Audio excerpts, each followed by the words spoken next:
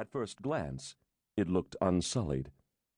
But when Sinclair bent lower and the feeble glow from the lamp fanned across the top of the trunk, he could see scratch marks and subtle indentations, as if someone had tried to pick the lock or even pry it loose.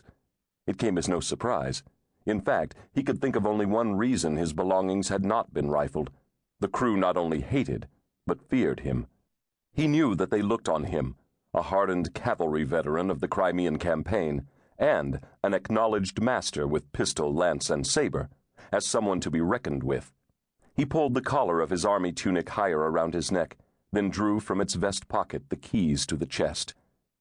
After glancing behind him to make sure he was alone and unobserved, he opened the padlock, slipped the wet chain loose, and lifted the lid.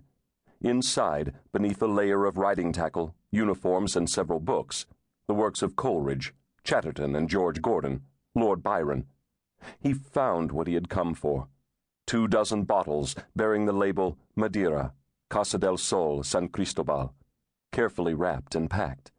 He wiped one clean with a pair of riding breeches, tucked it under his arm, and secured the chest again. Climbing back up the ladder while juggling the lantern and the bottle was a tricky proposition, made worse by the sight of Burton lurking at the top. "Find what you were looking for, Lieutenant?" Sinclair made no reply. "Give your hand there," Burton went on, extending one mittened hand. No need.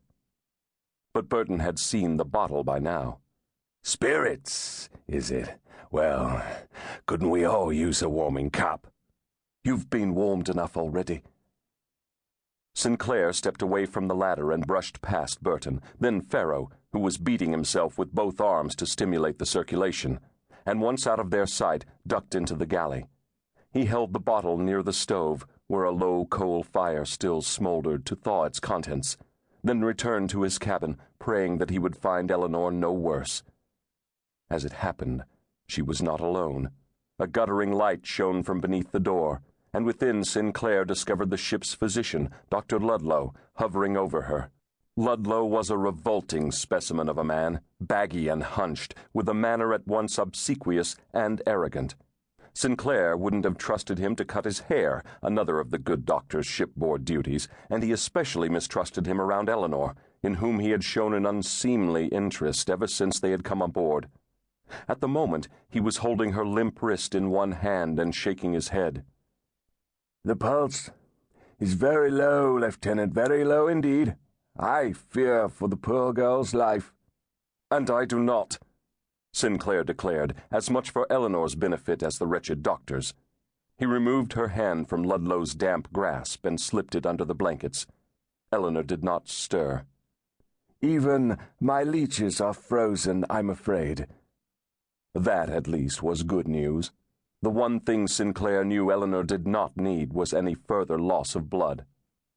"A pity," Sinclair said, knowing full well that it was the application of the creatures to Eleanor's bosom and legs that the doctor most enjoyed.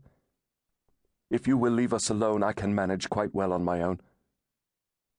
Dr. Ludlow gave a cursory bow, then said, "I came with word from the captain. He wishes to speak with you on deck." "I'll be there when I can." "I'm so sorry, Lieutenant, but he was rather insistent." "The sooner you leave, the sooner I shall speak to the captain." Ludlow paused, as if to prove that he had not been dismissed, then left the cabin. The moment he was gone, Sinclair braced a stool against the door and used the dirk sheathed beneath his tunic to open the bottle. "Wait," he said to Eleanor, though he was not sure if she was beyond hearing. "Wait for me." With one arm he raised her head from the makeshift pillow, a bundle of rags stuffed into a burlap sack, and put the bottle to her mouth. "Drink," he said, but she still didn't respond. He tilted the bottle until the liquid met her lips, turning them pink, giving them a semblance of life again. "Drink." He felt her breath on the back of his hand.